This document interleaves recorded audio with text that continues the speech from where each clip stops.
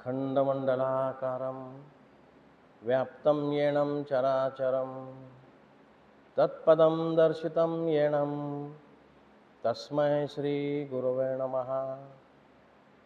अनेकजन्म संप्राप्त कर्मबंध विदाहिने आत्मज्ञानप्रदानेन तस्मै श्री गुरवे नमः। गुरुर्ब्रह्मा गुरुर्विष्णु गुरुर्देव महेश्वरा गुरु साक्षात् परब्रह्म तस्मै श्री गुरवे नमः। ओम नमो जी सद्गुरुनाथा आपल्या चरणी माझा माथा। मनोजं व्यमारुततुल्य वेगं जितेंद्रियं बुद्धिमत्तां वरिष्ठं वातात्मजं वानरेतुमुख्यं श्रीरामदूतं शरणं प्रपदे। पुंडलीकवरदा हरिविठ्ठल श्री ज्ञानदेव तुकाराम।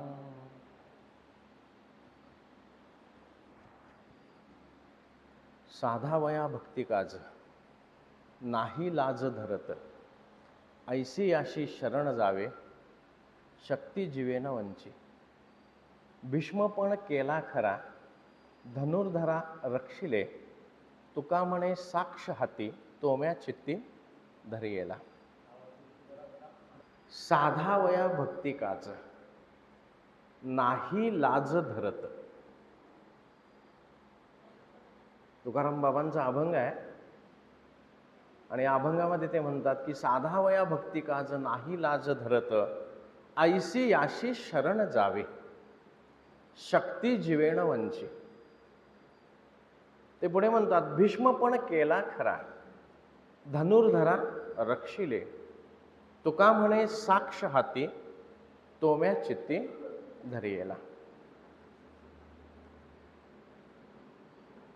साधावया भक्ती काज, भक्ताचं कोणतंही काम साधण्यासाठी ते पूर्ण करण्यासाठी साधावया भक्ती काज, तो अजिबात लाज धरत नाही, नाही लाज धरत, तो अजिबात लाज धरत नाही। ऐसी याशी शरण जावे, कुणाला शरण जावं? शक्ती जीवेन वंची, जो भक्ताचं काम पूर्ण करण्यासाठी शक्ती जीवेन वंची, शक्तीचा आणि बुद्धीचा वापर करायला कमी पडत नाही। ऐसी याशी शरण जावे, अशाला शरण जावे। भीष्म पण केला खरा, ज्याने भीष्माचा पण खरा करून दाखवला। धनुर्धरा रक्षिले, त्याचबरोबर त्यांनी अर्जुनाचं रक्षणही केलं। तुका म्हणे साक्ष हाती तोम्या चित्ती धरिला, हे माझ्या अनुभवाला आलेलं आहे म्हण, आणि म्हणून तो श्रीहरी मी माझ्या चित्तामध्ये धारण केलेला आहे। जगद्गुरु तुकाराम महाराजांचा हा अनुभवाचा अभंग आहे। असा या अभंगाचा सरळ आणि साधा अर्थ आहे।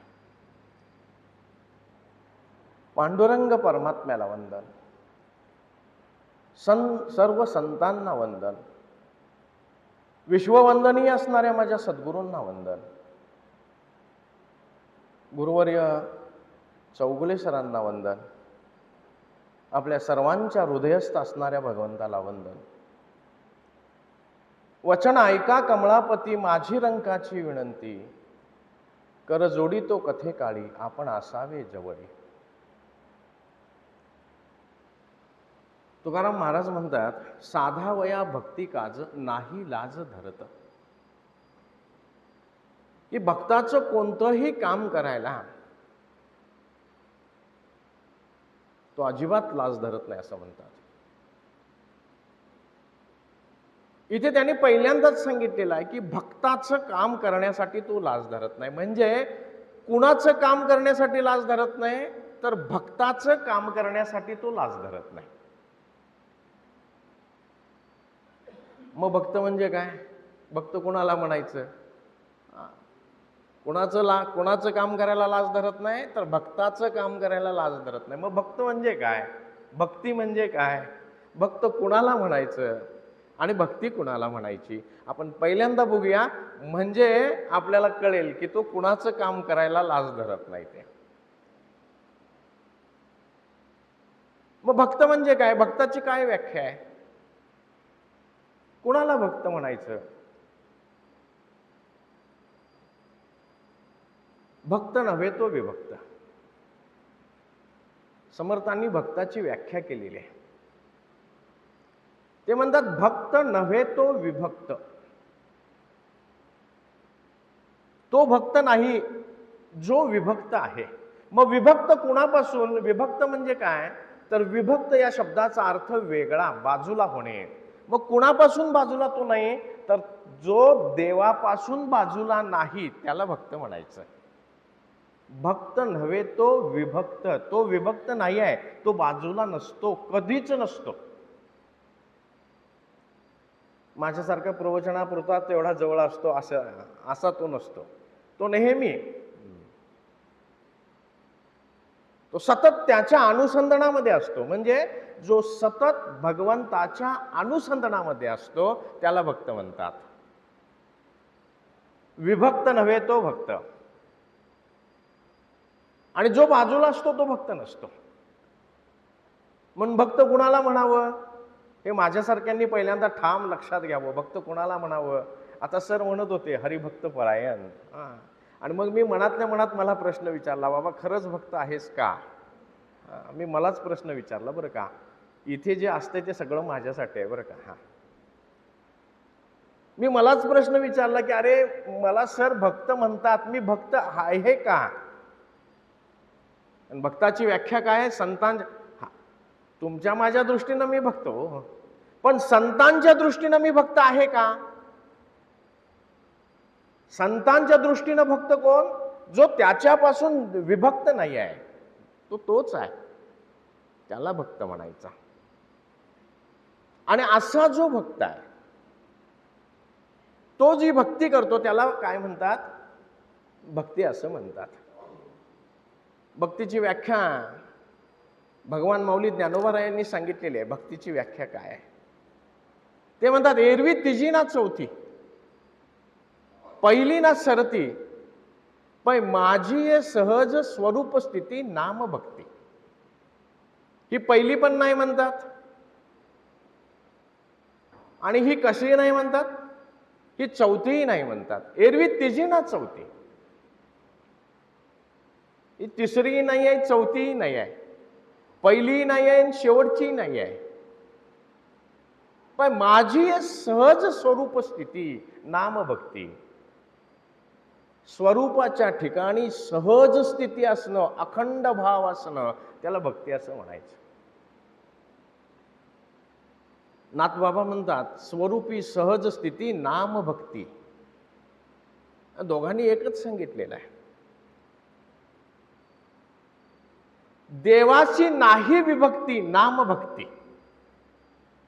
मगाशी आपण म्हणलं देवापासून जो वेगळा नाही तो भक्त. आता देवाची नाही विभक्ती नाम भक्ती. जे देवापासून काहीच वेगळं नसतं ते भक्ती. पण जगद्गुरु तुकाराम महाराजांची भक्तीची व्याख्या वेगळी आहे. त्यांना असलेली भक्ती फार वेगळी आहे. त्यांची भक्तीची व्याख्या काय आहे? हेची थोर भक्ती आवडते देवा.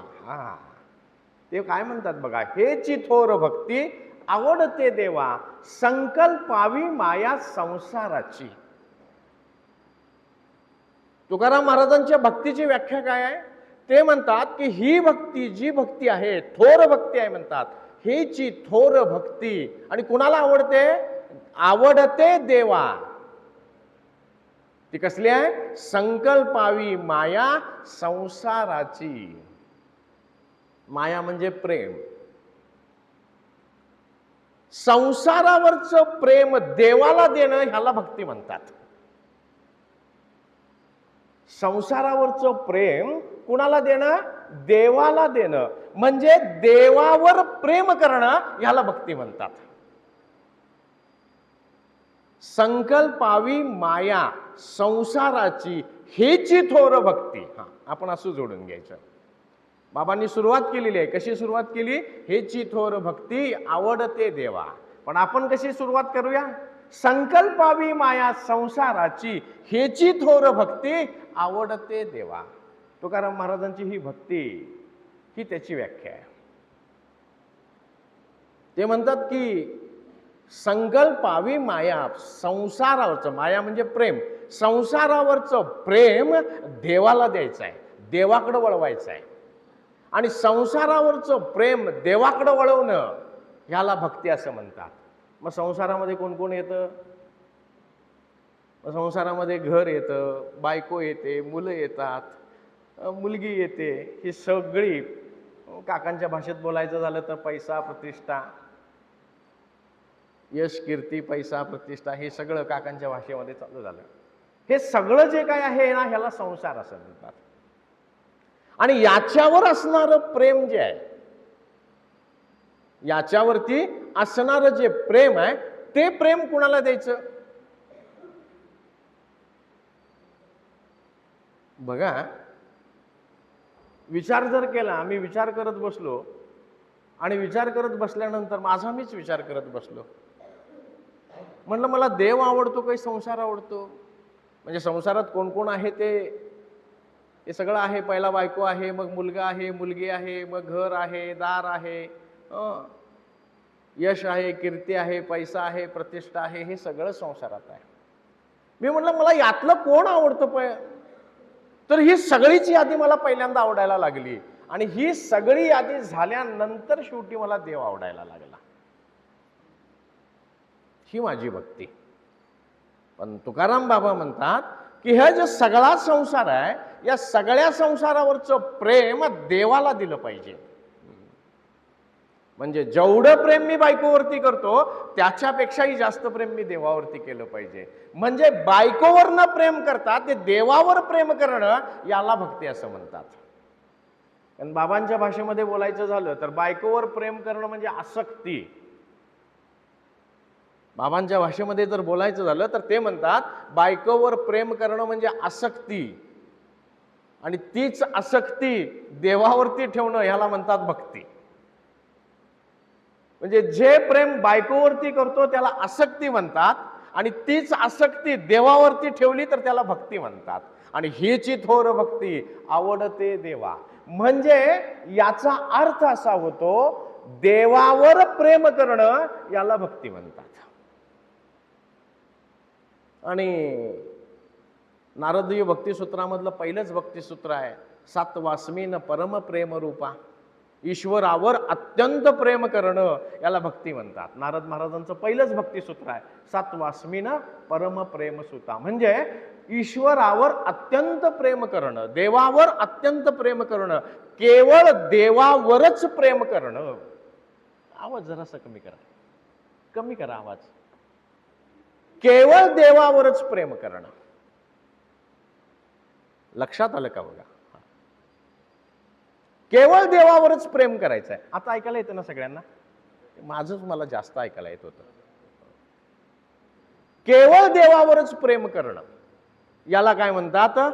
भक्ती म्हणतात. आणि हेची थोर भक्ती, हीच थोर भक्ती आहे म्हणतात. मग प्रश्न पडतो, जर देवावरच प्रेम करायचं असेल तर मग बायकोचं काय करायचं? बरोबर ना? मग देवावरच प्रेम करायचं असेल तर मुलांचं काय करायचं? देवावरच जर प्रेम करायचं असेल तर घराचं काय करायचं? मग ते यश, पैसा, कीर्ती, प्रतिष्ठा ह्यांचं काय करायचं? देवावरच का प्रेम करायचं? असं काय आहे त्याच्यामध्ये की त्याच्यावरच प्रेम करावं? आणि असं काय नाही यांच्यामध्ये, या सगळ्यांमध्ये, म्हणून यांच्यावरती प्रेम करू नये? पहिल्यांदा काय नाही ते सांगतो, मग काय आहे ते सांगतो. का प्रेम करायचं नाही, मग यांचं प्रेम करायचं नाही, मग यांचं काय करायचं तेही सांगतो. यांच्यावर का प्रेम करायचं नाही, केवळ देवावरच का प्रेम करायचं?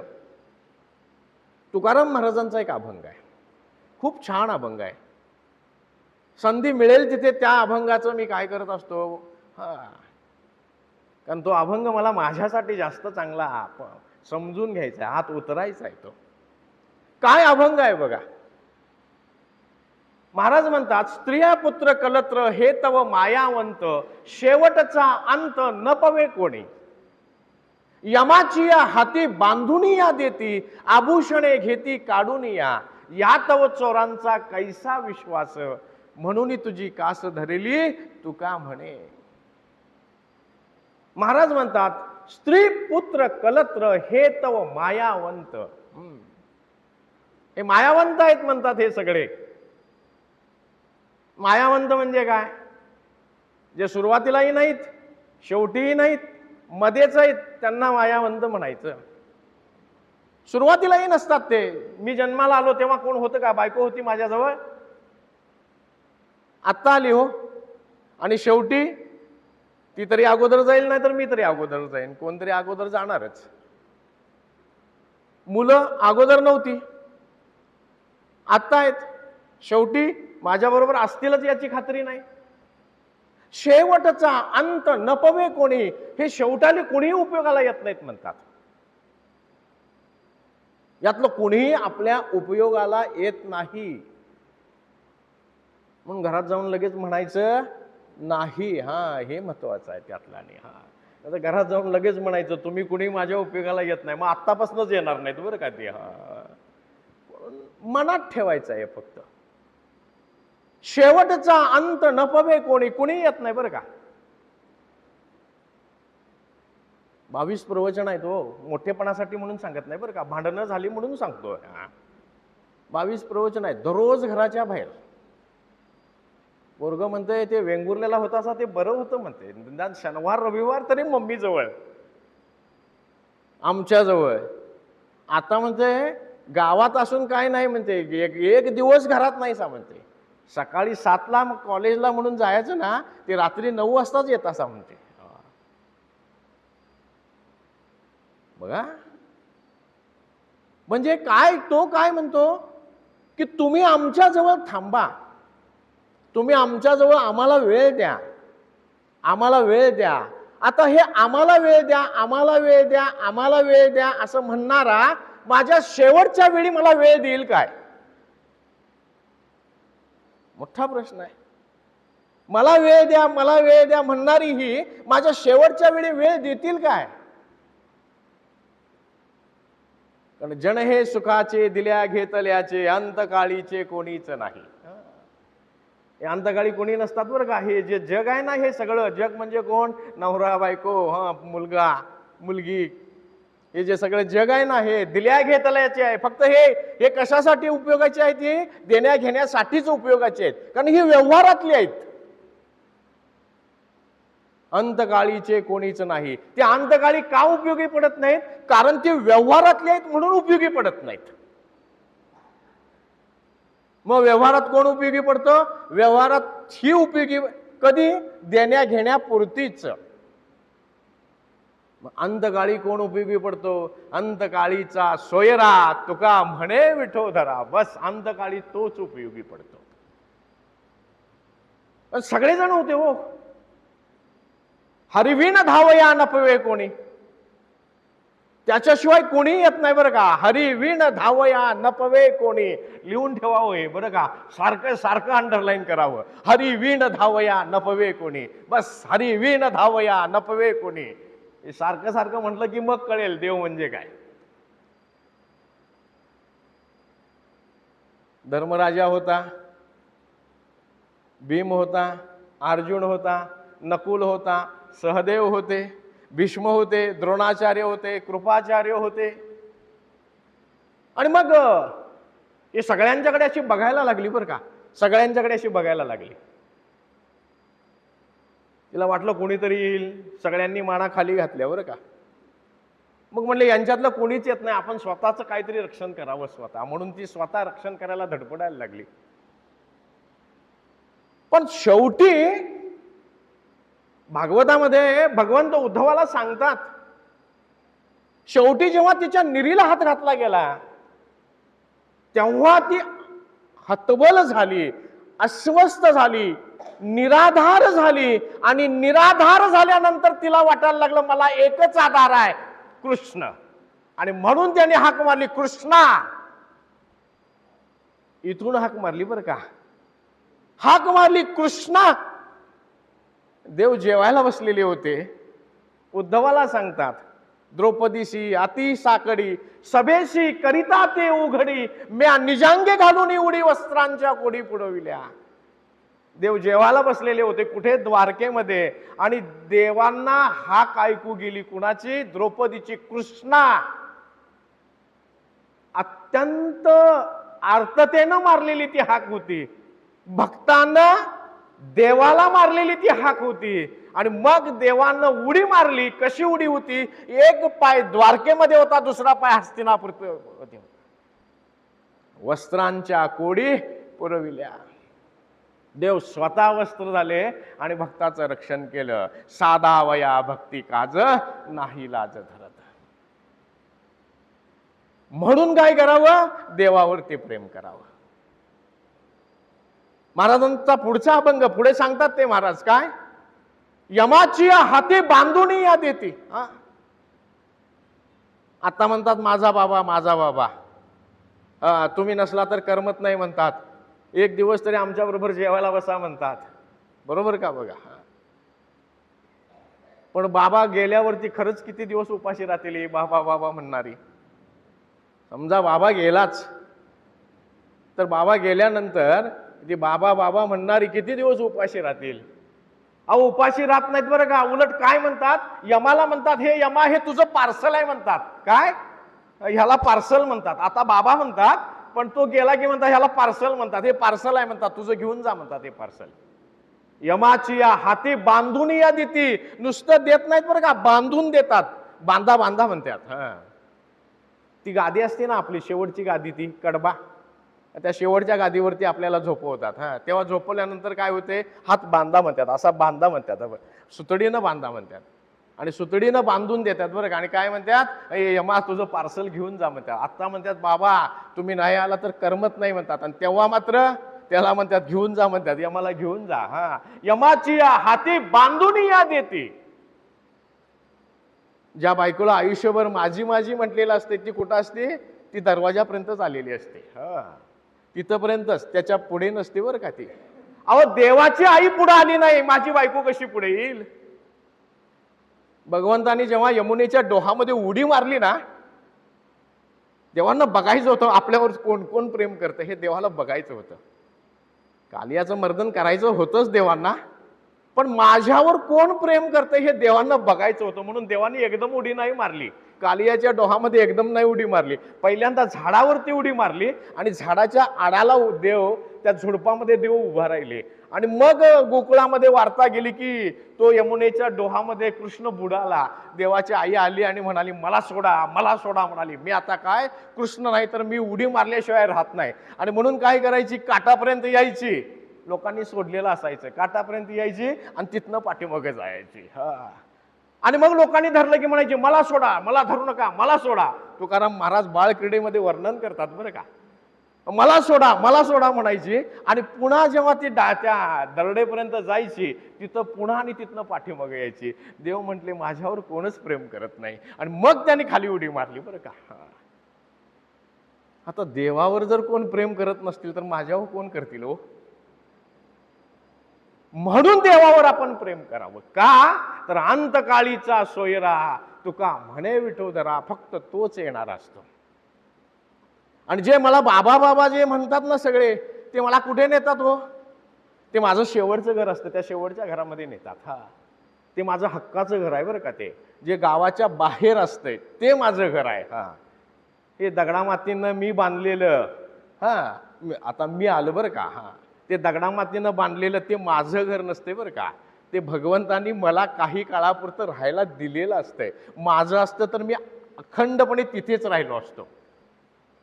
पण माझं असतं का, ते माझं नसतं बरं का. माझं असतं तर मला विचारायच्या आधीच बाहेर काढलं नसतं. मला विचारायच्या आधी बाहेर काढतात, आणि बाहेर काढून कुठे नेऊन ठेवतात, त्या घरामध्ये, जे गावाच्या बाहेर घर आहे त्या घरामध्ये ठेवतात. आणि तिथे ठेवून काय करतात, याला आग लावतात.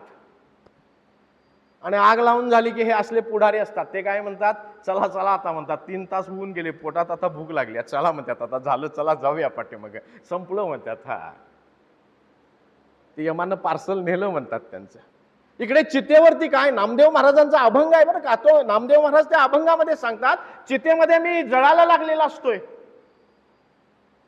ज्या बायकोला मी माझी बायको म्हणतोय, ती माझी बायको कुठे असते, ती घरात असते. जे पोरग माझा बाबा बाबा म्हणते, त्या पोरांना आग लावलेली असते आणि ते पोरग पाठीमागे गेलेलं असते. ज्यांच्याशी मी देण्या घेण्याचा व्यवहार केलेला असतो, ते सगळे इष्ट मित्र नातलग तेही आपापल्या घरी निघून गेलेले असतात आणि त्या चितेवरती आता मी एकटाच जळत असतो. ज्या शरीराला मी माझं माझं म्हणतो ना, ते शरीर सुद्धा आता जळून खाक झालेलं असतंय. आता राहतंय काय, आयुष्यभर जे काही कर्म केलेलं असतं, त्या कर्मापासून जे काही पापपुण्य तयार झालेलं असतं, त्या पापपुण्यापासून जे काही सुखदुःख तयार झालेलं असतं, त्याच्यावरून एक गती तयार झालेली असते आणि ती गती मला एका बाजूला खेचत असते. आणि ज्यांच्यावरती मी आयुष्यभर माझं माझं म्हणून प्रेम केलेलं असतं, त्यांची आसक्ती मला एका बाजूला खेचत असते. एका बाजूला गती असते, दुसऱ्या बाजूला आसक्ती असते. काय करावं, अशा वेळी कोण येत असतो, अशा वेळी एकच येत असतो, अंतकाळीचा सोयरा, तुका म्हणे विठोदरा, म्हणून देवावर प्रेम करावं. मग ह्यांचं काय करावं, तर ह्यांच्या बाबतीत जे काय कर्तव्य करायला लागतं तेवढं सगळं करावं. सगळं कर्तव्य करून शांतपणे देवाचं नाव घेत बसावं, त्याचं स्मरण करत बसावं, सतत त्याच्या अनुसंधानात राहावं, सतत त्याच्यावरती प्रेम करावं, त्याच्याशीच जिव्हाळा ठेवावा, याला म्हणतात भक्ती. आणि अशी भक्ती काय करावी, देवावरती करावी. आणि अशी भक्ती जेव्हा मी देवावरती करतो, तेव्हा तो माझ्यासाठी मागे पुढे उभा राहे सांभाळीत. मग तो माझ्यासाठी मागे पुढे उभा राहत असतो. मग बायकोवरती प्रेम करायचं नाही का, नाही, प्रेम हे देवावरच करायचं. मग बायको नको का, नाही, बायको पाहिजे. हा, महाराजांना प्रश्न विचारला, त्यांना म्हटलं, महाराज मग बायको नको का. महाराज म्हटले, अरे बायको का नको, बायको पाहिजे. कारण देव देव म्हणून पोट भरत नाही, पोट भरायला भाकरीच लागते. महाराजांनी किती छान उत्तर दिले बघा. देव देव म्हणून पोट भरत नाही, पोट भरण्यासाठी भाकरीच लागते आणि भाकरी करण्यासाठी बायको लागते. म्हणून बायको संसाराला पाहिजे, बायको संसारात पाहिजे, पण बायको चित्तात नको पाहिजे. चित्तामध्ये बायको असणं याला आसक्ती म्हणतात. बायको देवपूजेचं साहित्य आणून द्यायला पाहिजे, फुलं आणून देण्यासाठी बायको पाहिजे.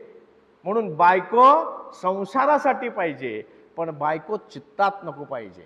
चित्तामध्ये बायको असणं याला आसक्ती म्हणतात आणि चित्तामध्ये देव असणं याला भक्ती म्हणतात. चित्तामध्ये देव असणं याला भक्ती म्हणतात आणि चित्तामध्ये बायको असणं याला आसक्ती म्हणतात. आणि म्हणून ज्याच्या चित्तामध्ये सतत देव असतो त्याला भक्त असं म्हणतात. आणि असा जो भक्त असतो त्याच्यासाठी भगवंत कोणतंही काम करायला लाजत नाही. साधावया भक्ती काज नाही लाज धरत, असं महाराज म्हणतात. ते पुढे काय म्हणतात बघा, की त्याच्यासाठी कोणतंही काम करायला तो लाजत नाही म्हणतात.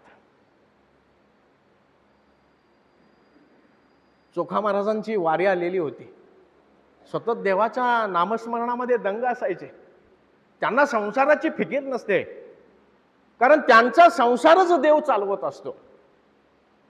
आणि मग चोखा महाराजांची वारी आलेली होती, ते वारीला निघालेले होते.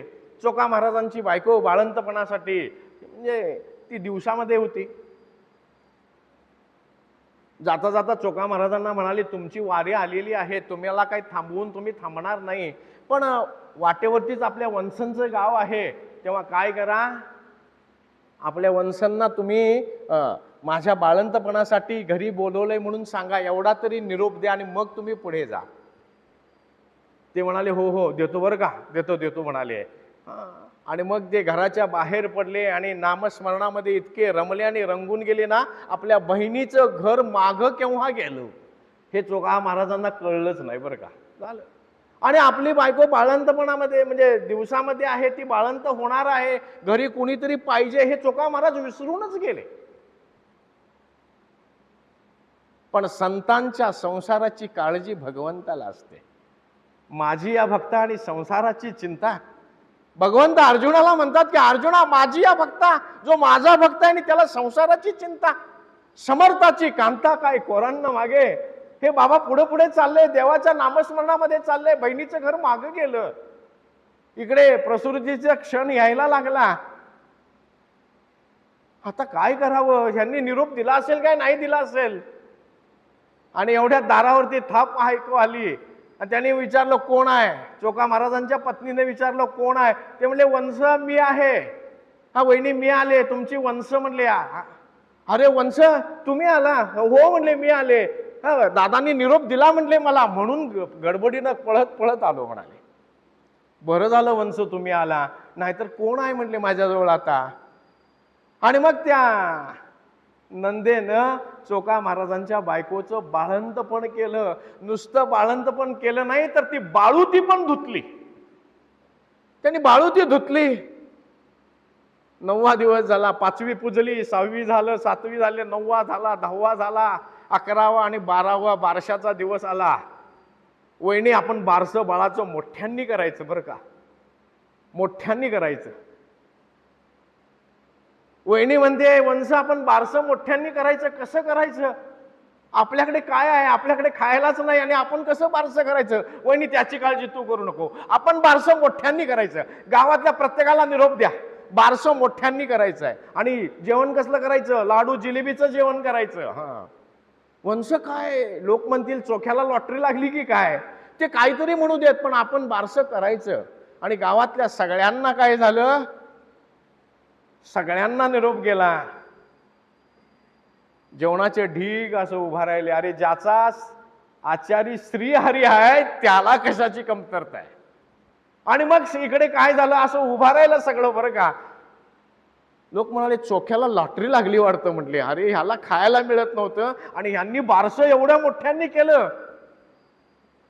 मोठ्यांनी बारसं केलं, सगळं झालं. वंश तुम्ही आला म्हणून बरं झालं बघा, माझं बाळंत पण झालं, बाळाचं बारसं पण मोठ्यांनी झालं. हो ते पाहिजे होते हो. आता ते जर आता आले असते तर. आणि ते यायला निघाले बरं का, वारी संपून यायला निघाले. आणि वारी संपून यायला निघाले आणि मग त्यांना लक्षात आलं अरे बापरे, माझी बायको बाळंतपणासाठी दिवसामध्ये होती आणि माझ्या बहिणीला मी काय केलं नाही, माझ्या बहिणीला मी निरोपच दिला नाही. नाही म्हणले आता बहिणीच्या घरी जाऊन तिला घेऊन गेलं पाहिजे. आणि म्हणून मग बहिणीच्या घरी गेले आणि बहिणीला म्हटले अरे बहिणाबाई चला म्हणाले, माझी बायको बाळंतपणासाठी दिवसात आहे. म्हटले चला तिच्या सोहळ्यासाठी जायला पाहिजे, चला. तिनेही एक पिशवी घेतली आणि आपल्या दादाबरोबर ती यायला लागली. इकडे जी वंश होती ना, त्या वंशांना पाहिलं हे दोघे बहीण भाऊ यायला लागलेत. आणि बहीण भाऊ यायला लागलेत म्हटल्यानंतर आपल्या वहिनीना म्हटली वहिनी मी नदीवरती जाऊन ही बाळवती धुवून येतो. आणि म्हणून ती जी घराच्या बाहेर पडली ना, ती पडलीच बरं का. ते आले दोघे बहीण भाऊ आले. आणि बहीण भाऊ दोघे आल्यानंतर तिच्या हातामध्ये पिशवी होती आणि हातामध्ये पिशवी पाहिली. आणि मग चोखा महाराजांची बायको म्हणते वंश तुमच्या हातामध्ये पिशवी, ते बाळूत्याचं ती बुट्टी कुठं आहे, घमेलो कुठं आहे? म्हटले ते नेलेले ते कपडे धुवायला ते कुठं आहे? ती म्हटली मी कशाला कपडे धुवायला जाऊ, मी तर आत्ताच दादा बरोबर येतोय. अहो वंश तुम्ही किती दिवस माझ्या बरोबर आहे, बाळंतपण ही तुम्हीच केलंय. एवढंच नाही तर बारसं सुद्धा तुम्ही केलंय, लाडू जिलेबीचं जेवण गावाला घातलंय. विचारा हवं तर सगळ्यांना. ती म्हटली वहिनी मी दादा बरोबर आत्ताच आली आहे, मी कशाला तुझं म्हणजे बाळंतपण करू. आणि मग चोखा महाराजांना कळलं की सगळं बाळूती धुणारा कोण आहे? तोच आहे. नाही लाज धरत साधा वया भक्ती काज, नाही लाज धरत. असा जो भक्त आहे ना, त्याच्यासाठी तो कोणत्याही प्रकारची लाज धरत नाही बरं का. किती मोठा आहे, किती मोठा आहेत भगवंत. पर्वता बैसकान संडावी, समुद्रे रेखान ओलंडावी, पृथ्वी भूते भार व्हावी ही आज्ञा माझी. अर्जुना समुद्रानं 1 इंच सुद्धा पुढे यायचं नाही, आज्ञा माझी. पृथ्वी भूते भार व्हावी, पृथ्वीनं सगळी भूत अत्यंत प्रेमानं आपल्या अंगावरती खेळवावी ही आज्ञा माझी. पर्वता बैसकान संडावी, पर्वताने इकडून तिकडे हलायचं नाही, आज्ञा माझी. म्या बोलविल्या वेदू बोले. अरे वेद माझ्यापासूनच निर्माण झालेले आहेत, म्हणून वेदांना माझीच शक्ती आहे, म्हणून मी म्हटलं तरच वेद बोलतात. म्या बोलविल्या वेदू बोले, म्या चालविल्या सूर्यू चाले. सूर्याला माझी ताकीद आहे, म्हणून तो नेमानं उगवतो आणि नेमानं मावळतो. म्या चालविल्या सूर्यू चाले, म्या हलविल्या प्राणू हाळे, जो जगाते चालिता. अरे अर्जुना, काल सुद्धा मीच आहे. ऐसा जो मी समर्थू, तो मी जगाचा नातू. गगना ऐसा साक्षी भूतू, तोही मीच. विश्व लक्ष्मीचा पती मी आहे, तिचा नवरा मी आहे. मी गोसावी आहे, त्रैलोक्याचा मी नात आहे. बाळूती धुतली बर का. साधावया भक्ती काज, नाही लाज धरत.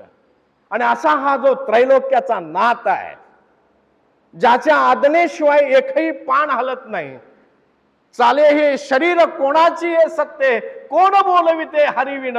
देखवी ऐकवी एक नारायण, तयाचे भजन चुकू नको. वृक्षाची आहे पाने हाले ज्याची सत्ता, मग माणसाची अंता राहिली कुठे. अशा भगवंतानं बाळूती धुतली. साधा वया भक्ती काज, नाही लाज धरत. त्यांनी लाज धरली नाही बर का. आणि म्हणून तुकाराम महाराज म्हणतात, प्रेम देवावरच करावं. का देवावर करावं, त्याचं कारण हे आहे बरं का. साधा वया भक्ती काज, नाही लाज धरत. महाराज पुढे म्हणतात, ऐशी अशी शरण जावे. बस अशाला शरण जावं म्हणतात. शक्ती जीवेण वंची, आपल्या भक्ताच्या कामासाठी, भक्तासाठी स्वतःची बुद्धी आणि शक्ती खर्च करायला तो मागं पडत नाही. म्हणून ऐशी याशी शरण जावे. आणि म्हणून जीवानं काय करावं, नेहमी देवाला शरण राहावं. कुणी शरण जायचं, तर जीवानं शरण जायचं. मग शरण म्हणजे काय, शरणागती कशाला म्हणायची हे आपण बघू, म्हणजे आपल्याला पुढचं कळतं. आपण आता भक्त म्हणजे काय पाहिलं, भक्ती म्हणजे काय पाहिलं, आणि मग तो कशी लाज धरत नाही हेही पाहिलं. आता महाराज म्हणतात की ऐशी याशी शरण जावे. मग शरण त्याला जायचं आहे. मग शरण जायचं आहे म्हणजे कसं जायचं आहे, आणि मग शरणागती म्हणजे काय हे आपण बघू. म्हणजे मग आपल्याला शरण त्याला कसं जायचं ते कळेल. शरणागती कशाला म्हणायची.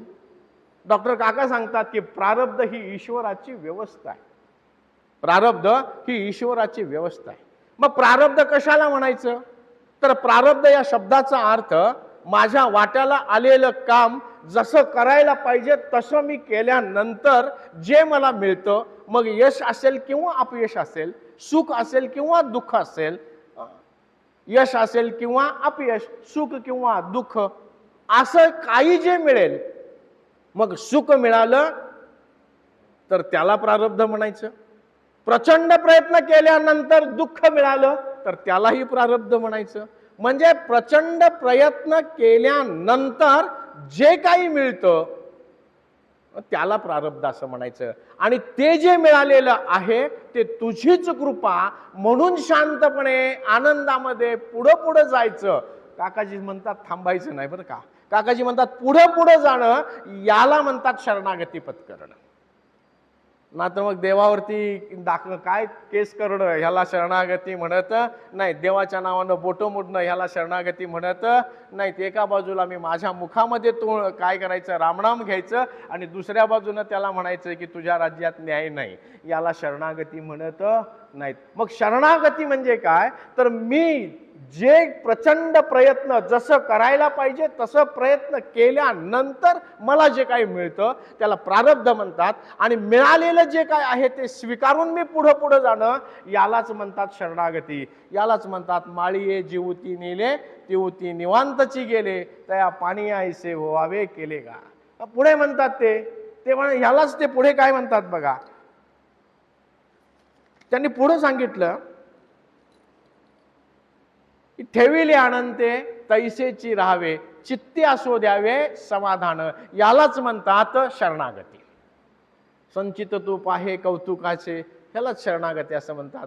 संतांनी अनेक प्रमाण देऊन आपल्याला समजावून सांगितलेलं आहे की शरणागती म्हणजे काय. थोडक्यात शरणागती या शब्दाचा अर्थ तुमच्या माझ्या भाषेमध्ये, मी माझ्या वाट्याला आलेलं काम करत असताना मला जर सुख आलं तर त्याला प्रारब्ध म्हणायचं, ते माझं प्रारब्ध. मला जर दुःख आलं तर तेही माझं प्रारब्ध म्हणायचं. आणि मग सुख आलं असेल तर सुखानं बेभान व्हायचं नाही, आणि दुःख आलं असेल तर दुःखानं मूर्छित व्हायचं नाही. असं बेभान आणि मूर्छित न होता तुझीच कृपा म्हणून त्याच्या नामस्मरणामध्ये सतत पुढं जाणं, याला म्हणतात शरणागती. आणि ही शरणागती देवाला खूप आवडते. यालाच महाराज म्हणतात, हेची थोर भक्ती आवडते देवा, संकल्पावी माया संसाराची. महाराज म्हणतात की अशी शरणागती मग जीवांना पत्करायची, म्हणजे आपण सगळ्यांनी पत्करायची. मग जीवांनी का पत्करायची? अशी शरणागती आपण पत्करायची आहे, म्हणजे जीवांनी पत्करायची. मग जीवांनी का पत्करायची? कशासाठी जीवांनी पत्करायची? त्याचंही उत्तर त्यांनी दिलं. आणि मग महाराज म्हणाले, जीवांनी का पत्करायची? तर ते म्हणले, जीव ब्रह्मेव नापर. भगवान शंकराचार्यांना विचारलं की जीवांनी काय करावं, शरणागती पत्करावी, असं सगळेजण म्हणतात. तुम्ही मला सांगा, जीवानं शरणागती का पत्करावी? तेव्हा भगवान शंकराचार्य म्हणाले, जीव ब्रह्मेव नापर. म्हणून ते काय म्हणाले, तर जीव ब्रह्माचा अंश आहे. आता जीव ब्रह्माचा अंश आहे म्हणजे कुणाचा अंश आहे? तर जीव ईश्वराचा अंश आहे. जीव ईश्वराचा अंश आहे म्हणजे कुणाचा अंश आहे? तर जीव विठोबाचा अंश आहे. आता जरा कळायला लागतंय. हे ब्रह्म, ईश्वर, आत्मा, हे जे काय असेल सगळं ते कोणासाठी? आमच्यासाठी, इथे बसलेल्या लोकांसाठी. आपल्याला एकच गोष्ट लक्षात ठेवायची, जे सोपं आहे तेवढं आपण लक्षात ठेवायचं. काय सोपं आहे? चौगले सर म्हणाले ब्रह्म, दादा म्हणाले ईश्वर, मी म्हणालो आत्मा. आपण लक्षात ठेवायचं, आपला तो एक देव, बस. तो विटेवर उभा असणारा भगवान परमात्मा, तोच आपला आहे म्हणायचं. आणि मग तो कसा आहे? सर्व सुखाचे आगर. कसे आहेत बघा ते, सर्व सुखाचे आगर. ते सर्व सुखाचे आगर आहेत. ते आणखीन कसे आहेत? सुखरूप ऐसा दुजा कोण सांगा माझ्या पांडुरंगासारखा. म्हणजे ते सुखरूप आहेत. आता मग ते सुखरूप असतील, ते सर्व सुखाचे आगर असतील, आणि मी जर त्यांचा अंश असेल तर मग मी कसा असायला पाहिजे? मी सुखरूपच असायला पाहिजे. पण मी सुखरूप असायला पाहिजे, बरोबर. पण मला जर असं हात वर करून सांगा की ती सवय आली बघा, ती शाळेतली कॉलेजातली सवय, काय ते आहेच ते, पडिले वळण इंद्रिया सकळ. ते हात वर करून सांगा. मी म्हटलं, मला जरा सांगा, मी सुखी असं कोणाला वाटतं? मी आनंदी आहे असं कोणाला वाटतं? जर हात वर करून सांगा की. कोणाचाच नाही बरं का. माझा आता चौगले सरांचा हात वर आला नाही, माझा तरी कशाला, मी आधीच खाली घालून ठेवला. लक्षात आलं का? याचा अर्थ असा आहे, जीव पदोपदी दुःखी होतोय. प्रत्येक म्हणजे पावला पावलाला जीवाला दुःख भोगावं लागतंय. अरे मी कोण आहे?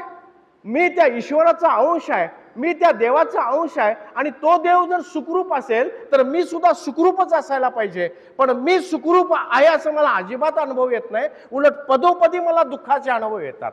पदोपदी मला दुःखाचे तडाखे बसायला लागतात. मग मला पदोपदी दुःखाचे तडाखे का बसतात? महाराजांना जेव्हा मी प्रश्न केला, महाराज मला पदोपदी दुःखाचे तडाखे का बसतात, तेव्हा महाराज म्हणाले, तुझं छाटकलम झालंय. मी म्हटलं, हे बाबा काय तुम्ही वेगळेच शब्द सांगायला लागलाय, मला जरा काहीतरी समजेल असं सांगा. माझं छाटकलम झालंय म्हणजे काय? महाराज म्हणाले, तुला सांगतो थांब म्हणाले. मी एकदा पंढरपूरला जाताना माझ्या एका मित्राच्या गावी उतरलो. त्यांची डाळिंबाची बाग होती. ती डाळिंबाची बाग सगळी फिरलो. आणि डाळिंबाची बाग फिरल्यानंतर त्यांच्याच बागेत एक कोपऱ्याला झाड होतं. त्या झाडाजवळ येऊन थांबलो. अरे मी म्हटलं सरांना, हे झाड कसलं आहे? ते म्हणले, अहो ह्याला छाटकलम केले. अरे म्हटलं, मला जरा सांगा. म्हटलं, छाटकलम केले म्हणजे काय केले? ते म्हणले, हे झाड कसलं आहे? म्हणाले, लिंबाचं झाड आहे. लिंबू आपण सरबतासाठी वापरतो त्याचं झाड आहे म्हणाले. हे म्हणजे त्या झाडाचं मूळ कसलं आहे? लिंबू. त्या लिंबूचं ते मूळ आहे. पण त्यांनी काय केलं होतं बघा, त्यांनी त्या झाडाच्या फांद्या छाटलेल्या होत्या आणि त्या फांद्यांना मोसंबीच्या फांद्या लावलेल्या होत्या. झाड होतं लिंबूचं, फांद्या लावलेल्या मोसंबीच्या. त्यामुळे झाडाला येणारी फळं जी होती ती सगळी कसली होती? मोसंबीची फळं होती. म्हणून ते म्हणाले, ह्याला छाटकलम झालंय. महाराज मलाही म्हणाले, तुझंही छाटकलम झालंय. मला आता अर्थ कळला, माझं छाटकलम झालंय म्हणजे काय झालंय? मूळ आहे सुखरूपतेचं. जीव ब्रह्मेव नापर, म्हणजे माझं मूळ कोण आहे? सुखरूप हे माझं मूळ आहे. मूळ आहे सुखरूपतेचं, मी त्यांचा अंश आहे. पण मला काय झालंय, या झाडाला सुद्धा विषयाच्या फांद्या लागलेल्या आहेत आणि विषयाच्या फांद्या याला लागलेल्या असल्यामुळं याला येणारी जी फळं आहेत ती सतत दुःखाची आहेत. म्हणून पदोपदी दुःखाचं तडाखं खावे लागतात. कळलं आता? महाराजांनी माझं का छाट कलम नाव ठेवलं ते मला कळलं बरं का. महाराज म्हणाले तुझं छाट कलम झाले म्हणले. म्हणजे झाड आहे सुखरूपतेचं. सुखरूपतेचं हे झाड असताना या झाडाला मी विषयाच्या फांद्या लावलेल्या आहेत आणि विषयाच्या फांद्या लावल्यामुळं या झाडाला येणारी जी फळं आहेत ती कसली चाकायला मिळतात? सतत दुःखाची फळं चाकायला मिळतात.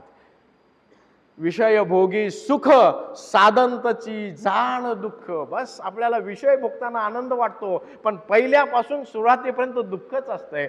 भगवान माऊली ज्ञानोबा सांगतात, विषय भोगी सुख साधंतची जाण दुःख. म्हणून मला काय झालेलं आहे, सतत सतत दुःखाचं तडाखे खायला लागले. आणखीन मला एक सवय आहे.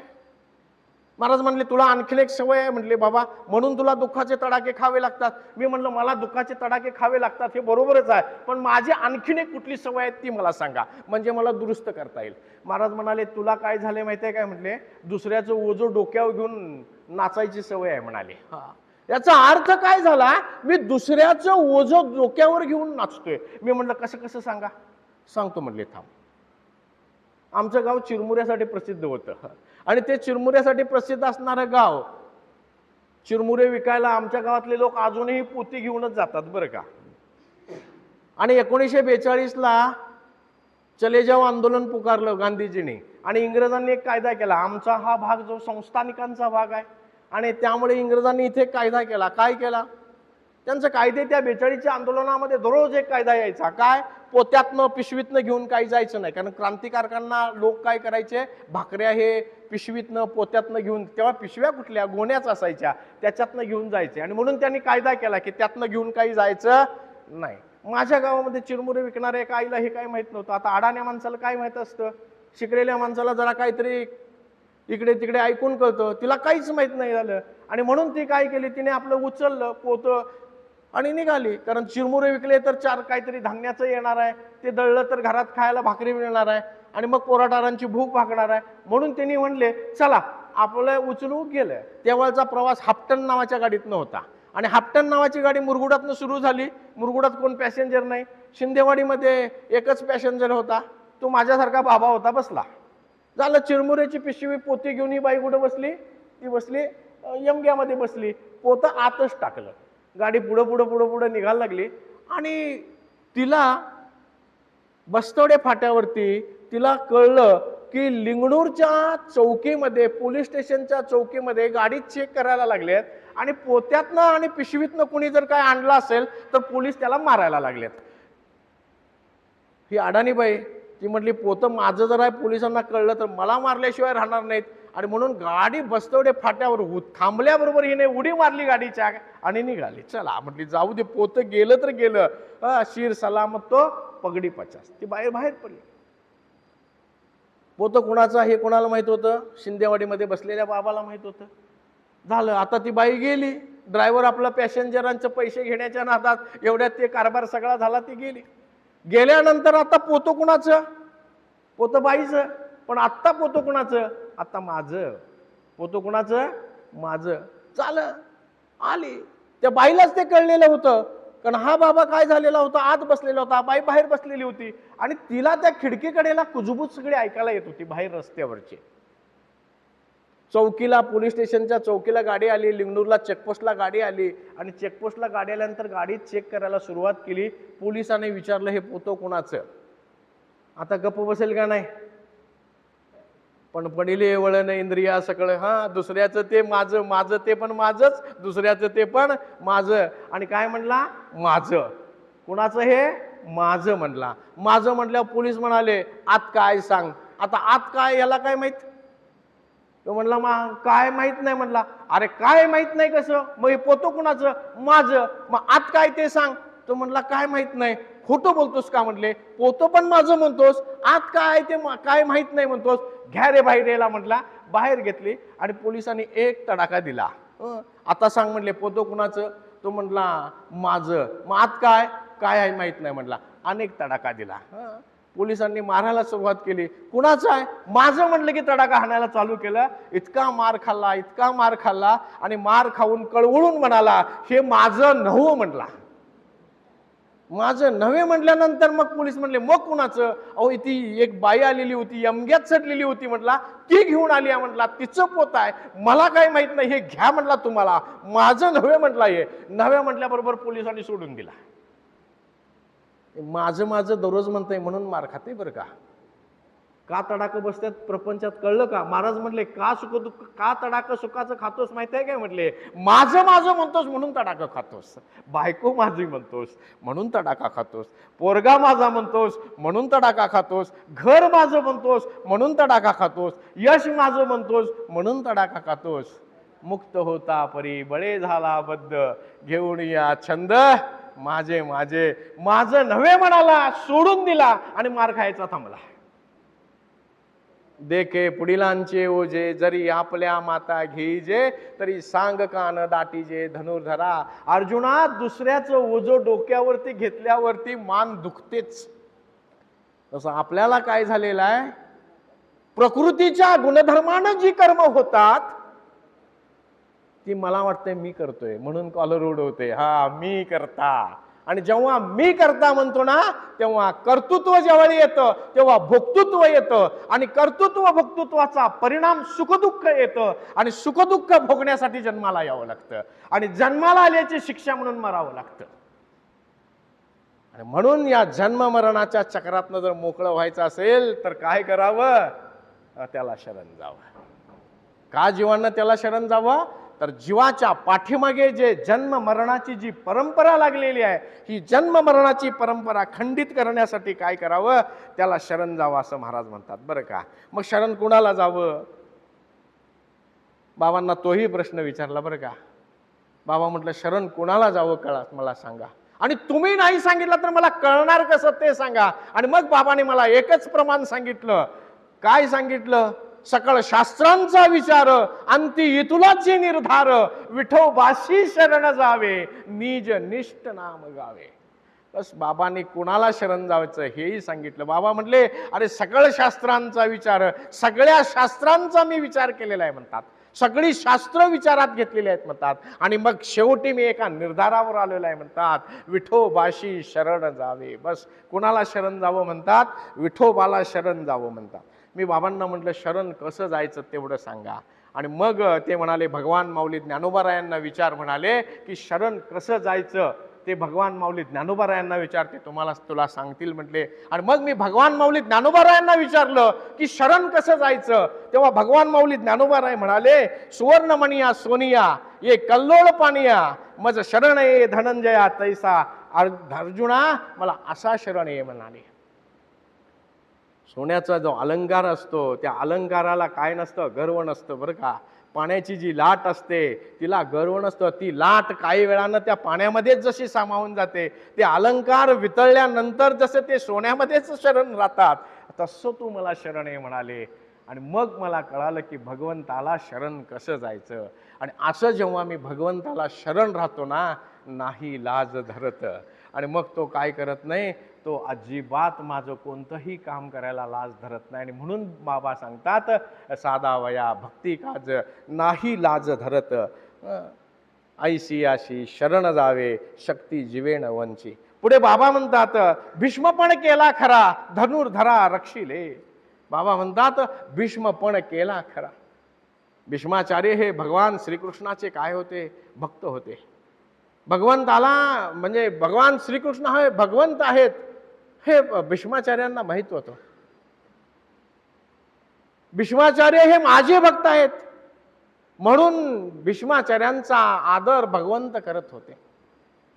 भीष्माचार्यांनी कुणाची बाजू घेतलेली होती? कौरवांची बाजू घेतलेली होती. त्याला एक कारण होतं की त्यांनी कौरवाच्या राजसिंहासनाचं रक्षण करण्याची शपथ घेतलेली होती. आणि म्हणून पांडवांचा धर्म खरा आहे हे भीष्माचार्यांना माहीत असून सुद्धा राजधर्म म्हणून त्यांनी त्या कुरुवंशाचं, त्या सिंहासनाचं रक्षण करण्यासाठी पांडवांच्या विरोधामध्ये बाजू घेतलेली होती. हे भगवंतांना माहीत असून सुद्धा देव भीष्माचार्यांचा आदर करत होते. कारण भीष्माचार्य नुसतं ते रक्षण करणारे नव्हते, तर भगवंताचे ते भक्त होते. भीष्माचार्यांनी एक प्रतिज्ञा केली आणि भगवंतांनी एक प्रतिज्ञा केलेली होती. जेव्हा महाभारताचं युद्ध झालं तेव्हा भगवंताच्या आईनी देवाला म्हटले, बाबा रे, आता तू भरपूर काय काय केलास, आता काय करू नको. आणि मग आईला म्हटले त्यांनी की मी आता युद्धामध्ये कुठल्याही प्रकारचं शस्त्र उचलणार नाही. अर्जुनाला म्हटले, बाबा मला आता कुठलंही शस्त्र उचलायचं नाही. म्हटले मी पाहिजे ना तर मी एकच काम करेन. म्हटले सांगीन गोष्टी चार युक्तीच्या, मी तुला युक्तीच्या 4 गोष्टी सांगेन, बस याच्या पलीकडे मी हातात कुठल्याही प्रकारचं शस्त्र घेणार नाही. अर्जुन म्हटला, नसलं तरी चालतंय पण मला तू पाहिजेस म्हटला. आणि म्हणून भगवंताची प्रतिज्ञा होती की युद्धामध्ये मी शस्त्र घेणार नाही. युद्धाचा 9वा दिवस होता आणि 9व्या दिवशी सगळी बैठक भरलेली होती. सकाळी सकाळी बैठक भरलेली होती. कर्णाने भीष्माचार्यांना म्हणजे दुर्योधनाला सांगून भीष्माचार्यांना डिवचलं. ते म्हणाले की तुम्ही अर्जुनावरती प्रेम करता म्हणून काय करत नाही, पांडव सेनेचा तुम्ही पराभव करत नाही. आणि मग भीष्माचार्यांना खूप राग आला आणि त्याच दिवशी भीष्माचार्यांनी प्रतिज्ञा केली, मी आजच्या दिवशी ही पृथ्वी पांडव करून टाकेन, पांडव विरहित करून टाकेन. म्हणाले सगळ्या पांडवांना मी काय करून टाकेन, या युद्धामध्ये नामशेष करून टाकेन. आणि मग भगवंताला कळलं की कोणाची प्रतिज्ञा आहे, भीष्मांची प्रतिज्ञा आहे. अर्जुनाला त्यांनी सांगितलं, म्हटले बाबा रे, ही भीष्मांची प्रतिज्ञा आहे म्हणाले. आणि अर्जुनाच्या समोर ते आले. रक्तामासाचा सडा पाडला कोणी, पूर्ण रक्तामासाचा सडा त्या कुरुक्षेत्रावरती भीष्मांनी पाडला. कारण भीष्मांनी आज ठरवलं आज युद्धाचा शेवटच करायचा. आणि मग अर्जुन पुढ्यात आला. आणि अर्जुन पुढ्यात आल्यानंतर त्यांनी आजोबांना पाहिलं आणि आजोबांना पाहिल्यानंतर त्याच्या मनामध्ये मोह झाला, यांना कसं मारायचं, तो बघतच राहिला बरं का. पण इकडे त्यांनी प्रतिज्ञा केलेली होती. अर्जुनाच्या अंगावरती एक बाण आला, दुसरा बाण आला, तिसरा बाण आला. अर्जुन रक्तानं न्हायला लागला. भगवंत अर्जुनाला म्हणाले, अर्जुना मार.